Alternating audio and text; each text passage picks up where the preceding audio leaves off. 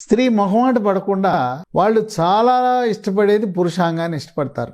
యోనిలో ప్రవేశపెట్టకుండానే చేత్తో పట్టుకుని దాన్ని ఒక ఆట బొమ్మలా ఆడుకోవాలని అనుకుంటారు.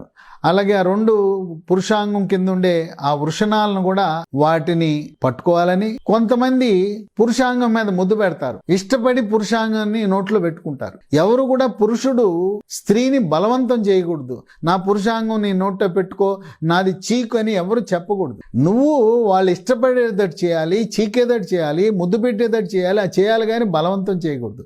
ఇష్టం లేని పనులు, మహిళకు ఇష్టం లేని పనులు పురుషుడు చేయకూడదు.